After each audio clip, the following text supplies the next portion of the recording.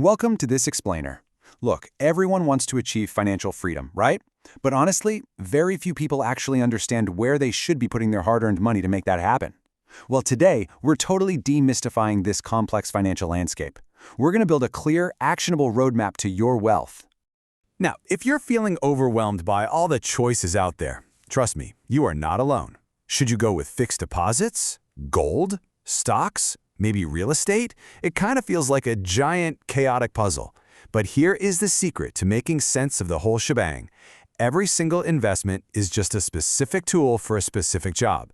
There's no such thing as a perfect investment. There's only the right investment for your specific purpose. Some protect your money, some grow it, and some just generate steady, reliable income. So, why is investing absolutely necessary? Well, that negative 6% you see is exactly why. It represents inflation, the ultimate silent wealth killer. If you just stash cash in a drawer, a 100-rupee note slowly loses its purchasing power over time. Year after year, it literally buys you less and less stuff. Because money loses value over time, investing isn't just some luxury for the rich. It is an absolute necessity if you want to protect your future. To make this incredibly simple, we're going to use an investment tool belt approach. We'll break everything down into 4 clear sections: the safe harbors, the growth engines, real assets, and finally building your portfolio. Let's dive in.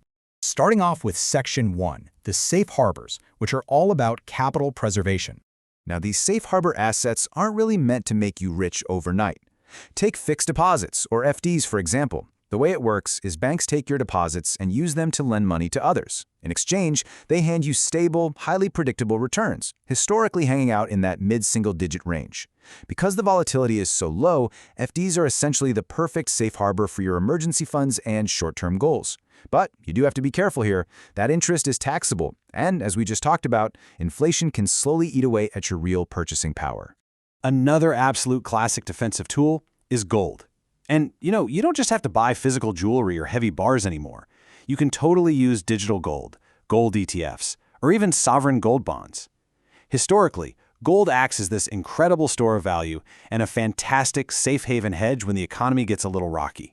That makes it great for portfolio diversification. Just keep in mind its long-term returns can be pretty variable and won't always beat out the broader stock market. Rounding out our safe harbors, we've got debt funds. Instead of lending your money to a bank, here you're actually lending it to the government through treasury bills or maybe to large companies through corporate bonds.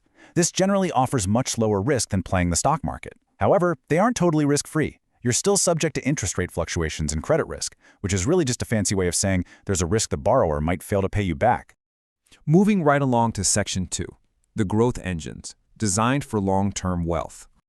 Okay, we're stepping out of the safe harbor now and getting into the high-octane vehicles designed for real compounding. Let's talk stocks. When you buy a stock, you're buying direct ownership in a real business listed on major exchanges like the NSE or BSE. You make your money through capital gains when the share price goes up and sometimes through regular dividends. But here's the catch. Your risk and volatility scale directly with the size of the company. Massive large-cap companies offer a lot more stability, while mid-cap and small-cap stocks can give you explosive, rocket ship growth, but they come with significantly higher volatility. It's a wilder ride. Now, if picking individual stocks sounds way too risky or just way too time-consuming, you've got 2 amazing alternatives. First up, mutual funds. This is where an asset management company employs a professional fund manager to actively pick stocks to try and beat the market. You can drop in a lump sum or use an SIP to invest a little bit regularly. On the flip side, we have ETFs, or exchange-traded funds. These guys are completely passive. They don't try to beat the market, they simply track an existing index. Because they're passive, they usually have much lower expense ratios, and they trade directly on the exchange, so they're super liquid. Ever wonder how these companies actually get onto the stock exchange in the first place? It happens through the IPO journey, the initial public offering. Basically, a private company decides it needs to raise capital to grow.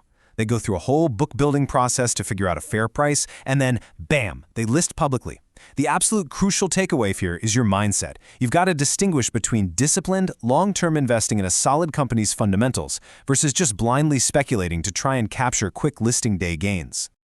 All right, let's switch gears to Section 3, real assets, where we look at tangible income.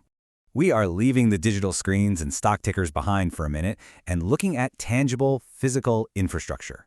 Traditional real estate, whether that's a residential apartment or a commercial storefront, is a classic wealth builder. You get to benefit from actual, tangible rental income and the potential for the property value to appreciate over time. But there are heavy trade-offs here. Returns depend heavily on location, property cycles are painfully long, and it requires massive upfront capital. Plus, it completely ties up your cash, meaning it has very low liquidity, not to mention dealing with taxes, registration, and maintenance headaches. But what if you don't have millions of rupees just lying around? Consider this phrase, owning a skyscraper for the price of a dinner. No way, right? Actually, yes. This is the modern marvel of REITs, or real estate investment trusts. REITs allow everyday folks like you and me to pool our money together to own tiny fractions of massive premium commercial properties. Think huge office towers or sprawling shopping malls. You get to enjoy the steady distribution of rental income without needing that massive mountain of upfront cash. It's a real game changer. So while REITs focus on commercial buildings, INVITs, which stands for Infrastructure Investment Trusts, allow you to invest in large-scale national infrastructure projects. We're talking toll highways, major power transmission lines, gas pipelines, the works. Both of these operate on the exact same principle. They take massive, tangible, real-world projects and distribute that reliable cash flow right back to the investors. Finally, we've arrived at Section 4, Building Your Portfolio. Let's map out the blueprint. Okay, so we know all the tools. Now let's master the art of actually constructing your personalized financial blueprint. If you're just starting out, this step-by-step foundation is totally non-negotiable. Step 1 is building your emergency fund, using those safe harbors we talked about, like FDs. Step 2 is securing your basic insurance. Listen to me, these protective walls absolutely must be built before you start aggressive investing. Once you're secure there, Step 3 is allocating your assets based on your specific time horizon and your personal risk tolerance. And finally, Step 4 is periodically reviewing and rebalancing that portfolio because, let's face it, your life and the markets are always going to change. Let's lock all this in by comparing these asset classes side by side. It makes it so much clearer. Our safe harbors, like FDs and debt, are primarily for capital preservation. They give us low risk and high liquidity. Our growth engines, like stocks and equity mutual funds, drive that sweet long-term growth. But remember, they carry high risk and high volatility. And then our real assets, like physical real estate and REITs, provide us with tangible income with moderate risk, but generally much lower liquidity. The ultimate takeaway I want you to remember is this. True, lasting wealth is almost never built by hunting around for one single magical asset. It just doesn't work that way.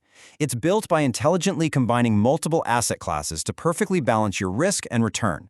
So your personal portfolio might have equity for growth, debt to keep things stable, real estate for income, and maybe a little gold as a hedge against uncertainty. The exact mix? Well, that depends entirely on your personal goals and responsibilities. Quick heads up before we wrap things up, this explainer is purely for educational purposes. Nothing we've discussed today is financial, tax, or legal advice. Investment returns are never absolutely guaranteed. The markets will always fluctuate, and historical performance doesn't ensure future results. Please always do your own research, and it's always a good idea to consult a qualified financial advisor before making any major moves. So there you have it. You now understand the landscape. You know the difference between just saving and actually investing, and you've got a fully equipped financial tool belt. The safe harbors, the growth engines, and the real assets are all sitting right there at your disposal. The only question left for us to ask is, which tool are you going to pick up first to start building your financial future?